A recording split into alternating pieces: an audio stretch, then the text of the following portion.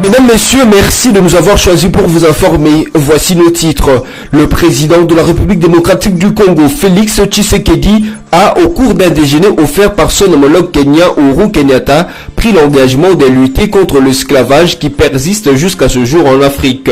Le chef de l'État congolais a saisi l'occasion pour recommander à ses homologues d'enseigner aux enfants africains l'histoire de leur continent. Et puis, le président de la CENI, Corneille Nangaa, a annoncé mardi 12 février que les élections législatives nationales et provinciales à Beni, Beniville, Butembo et Yumbi auront lieu le 31 mars 2019. Ce scrutin qui devrait se tenir en décembre 2018 était reporté à Beni et Butembo suite à la maladie à virus Ebola à Yumbi pour cause des conflits interethniques. Enfin, déjà 5 ans depuis que King Kester Emenea, artiste musicien congolais, a tiré sa révérence le 13 février 2014 à Paris en France. Artiste de renommée internationale, Emenea est aussi connu pour avoir été celui qui a introduit pour la première fois le synthétiseur dans la musique congolaise. D'un déjeuner offert par les Kenyans, le président de la République démocratique du Congo, Félix Antoine Tshisekedi Tshilombo, s'est adressé à ses pairs sur ce qui est de l'esclavage. Tout en saluant l'initiative de son homologue kenyan, Félix Tshisekedi a pris l'engagement de continuer le combat contre l'esclavage qui persiste encore sur le sol du continent africain jusqu'à ce jour. Je dois avouer que lorsque vous m'avez parlé de cette initiative il y a quelques jours à Nairobi, je ne savais pas que je devais intervenir.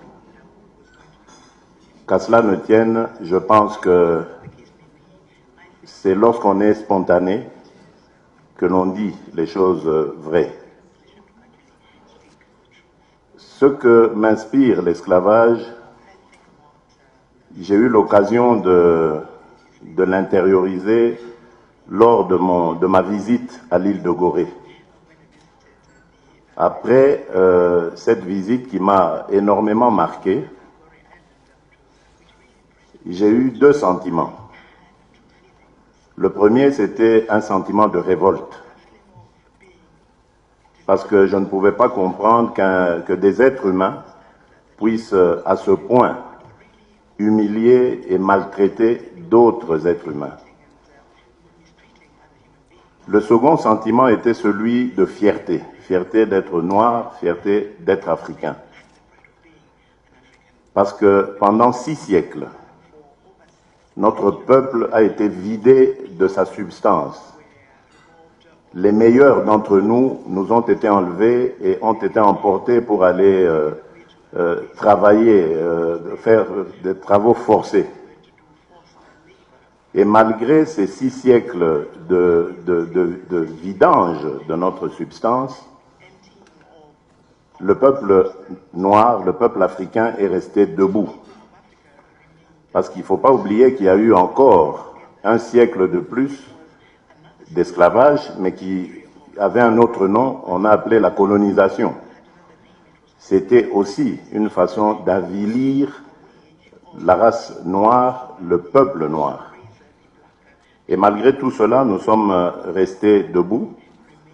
L'Afrique existe, les Africains qui sont partis dans la diaspora existent. Je crois que c'est le moment d'établir des ponts. Voilà pourquoi cette initiative, chers frères, chers présidents, c'est une initiative dans laquelle je m'inscris et j'inscris mon pays. Je voudrais désormais contribuer à l'avancement de ces réflexions, de ces initiatives, pour continuer ce combat, parce qu'il y a lieu de continuer le combat. Il ne faut pas se voiler la face. L'esclavage continue d'exister sur le sol du continent africain. Et la chose la plus grave, c'est que cet esclavage est aujourd'hui mené par des Africains contre d'autres Africains. C'est inacceptable. Ça doit être notre combat. Nous devons éradiquer la traite du noir par un autre noir. La seconde chose que je recommanderais, c'est d'enseigner à nos enfants, et vous avez parlé ici de l'avenir, de ceux pour qui nous serons des ancêtres, c'est de leur enseigner évidemment l'histoire, parce que beaucoup ne la connaissent pas. Et pourquoi pas organiser des voyages scolaires sur les lieux, comme l'île de Gorée, Zanzibar et bien d'autres, où le peuple noir a été humilié, mais a quand même écrit ses lettres de noblesse. Parce qu'il y a ce complexe qui existe dans beaucoup de nos frères et sœurs noirs qui pensent que ce sont des êtres inférieurs vis-à-vis des autres races, alors que ce n'est pas le cas. Moi, après une telle épreuve, 6 siècles pendant lesquels on a été humilié, vidé de notre substance, je dirais même que nous sommes de la race supérieure parce que nous sommes restés debout. Voilà, je vous remercie, Monsieur le Président, et vous félicite encore pour cette initiative ô combien louable. Et comptez sur moi désormais pour me battre à vos côtés. Le chef d'État congolais a également saisi l'occasion pour recommander à ses homologues d'enseigner aux enfants africains l'histoire de l'Afrique et pourquoi pas organiser des voyages sur des lieux historiques comme Zanzibar ou l'île de Gorée. Notez que plusieurs chefs d'État ont pris part à ce déjeuner, dont Cyril Ramaphosa de l'Afrique du Sud, Yoweri Museveni du Burundi, Emerson Mnangagwa du Zimbabwe et Uhuru Kenyatta, l'organisateur de la manifestation.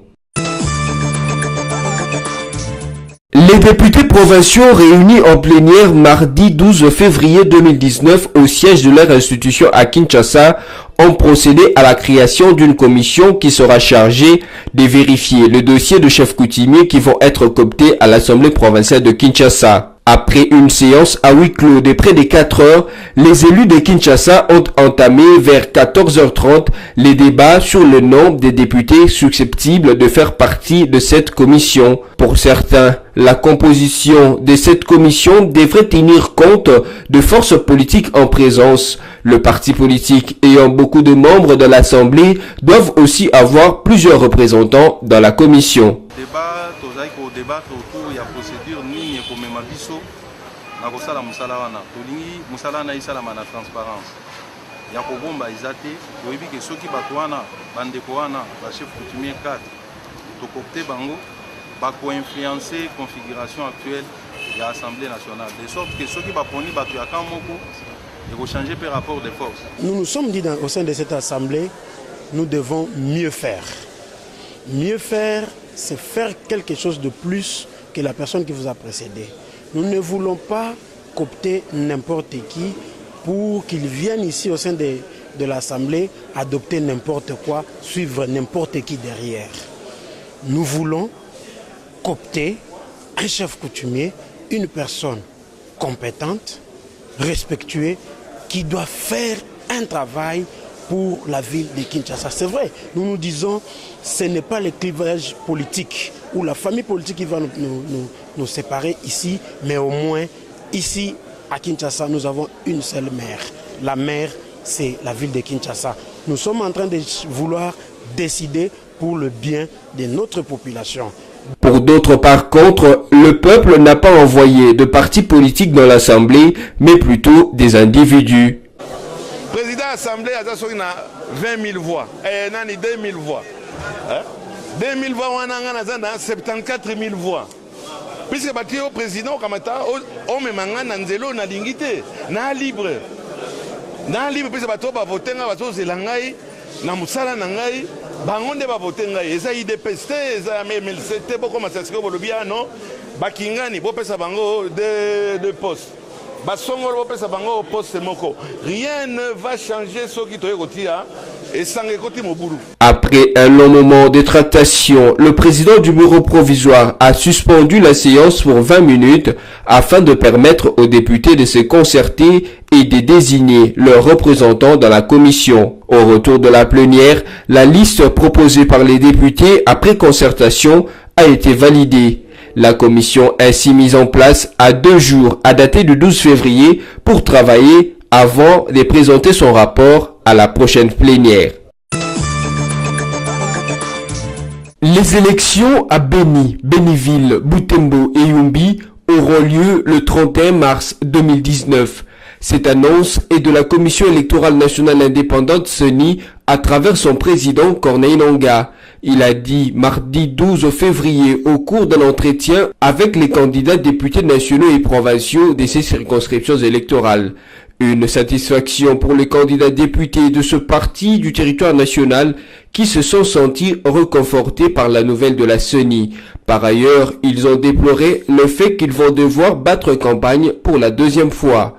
Pour assurer les bonnes élections, une équipe technique de la centrale électorale devrait se rendre à Beni et Butembo pour évaluer les derniers réglages. À Yumbi, une mission exploratoire est déjà sur terrain.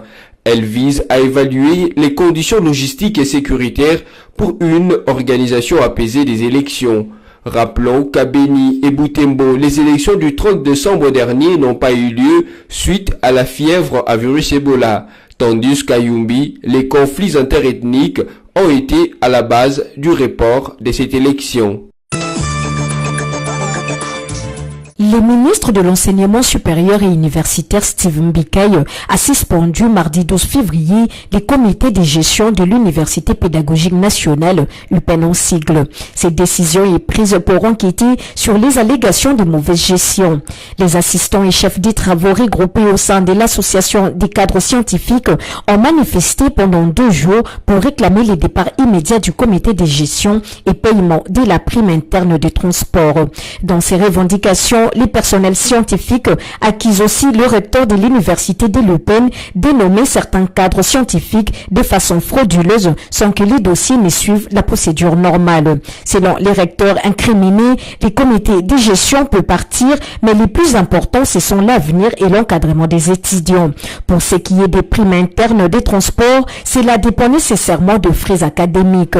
Ces manifestations voulues pacifiques se sont transformées en échauffourées entre, d'une part, les assistants et les chefs des travaux et d'une autre part entre la police universitaire et la brigade universitaire. La police nationale congolaise a été obligée de rétablir l'ordre en usant des gaz lacrymogènes. Des véhicules de la police ont été endommagés lors de ces accrochages, a indiqué le commissaire provincial de la PNC, le général Silvano Kassongo.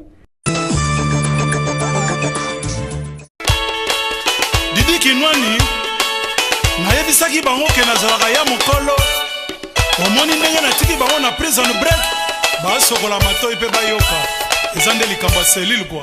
Cela fait aujourd'hui 5 ans depuis que King Kester Emenea a passé l'arme à gauche. De son vrai nom, Jean Emenea Mubiala Kwamambu, icône de la musique congolaise, auteur, compositeur, interprète, chanteur et danseur, il est décédé le 13 février 2014 à Paris en France à l'âge de 57 ans. King Kester Emenea est aussi connu pour être le premier musicien à avoir introduit les synthétiseurs et la programmation musicale assistée par ordinateur dans la musique congolaise. Artiste de renommée internationale, Emenea a à son actif plus de 1000 chansons et il a vendu plusieurs milliers de disques à travers le monde. En 37 ans de carrière, King Kester Emenea a composé plusieurs tubes à succès tels que Nzinzi en 1987, Mukusa en 1990, Wilomondo en 1986 et Longue Histoire en 2000 pour ne citer que cela. C'est lui que le Congolais ont surnommé Moutoua Zamani est décédé le 13 février 2014 à 5h30 au centre chirurgical Marie-Langland en région parisienne des suites d'une longue maladie. Un vrai ami aime en tout temps et dans le malheur, il se montre un frère. L'association sportive Vita Club est dorénavant reléguée en 4e position avec 4 points plus 2. Ce après sa défaite 1-0 face à la jeunesse sportive Saoura d'Algérie, couplée de la victoire surprise de Simba Sport Club de la Tanzanie devant Al-Ali d'Égypte. Ces 2 rencontres de la manche retour qui se sont déroulées mardi 12 février ont relancé les débats dans le groupe D en cette 23e édition de la Ligue des Champions. Rappelons qu'après le faux pas de Kinshasa, il y a de cela 10 jours, une défaite était interdite aux Dauphins Noirs, question de ne pas compromettre leur chance de qualification pour l'échéance de quart de finale prévue au courant de la première semaine du mois d'avril. Hélas, les pires est arrivé avec club lors de sa sortie hier en Algérie au finish. Le Moscovite se sont inclinés sur le score étriqué d'1-0. Les buts des Algériens signés Amar est intervenu à la 78e minute.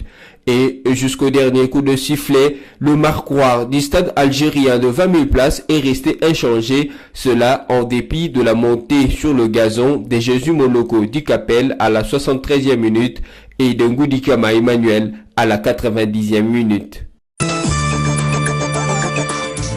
Pour vous qui nous avez pris en cours de diffusion, voici le rappel des titres. Le président de la République démocratique du Congo, Félix Tshisekedi, a, au cours d'un déjeuner offert par son homologue kenyan Uhuru Kenyatta, pris l'engagement de lutter contre l'esclavage qui persiste jusqu'à ce jour en Afrique.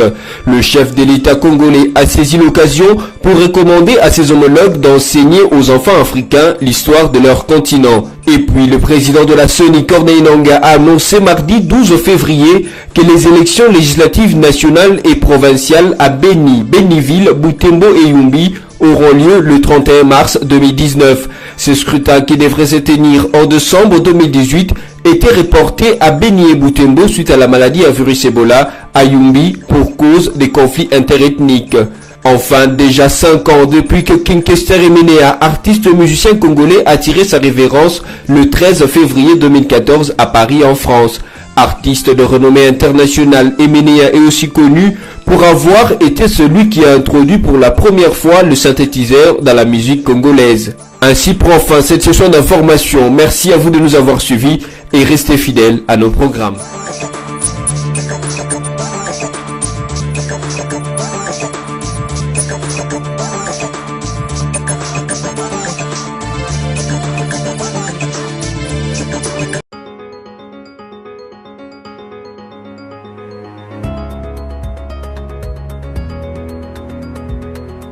Bienvenue mesdames, messieurs, voici la synthèse des articles de presse parus en ligne ce mercredi 13 février 2019.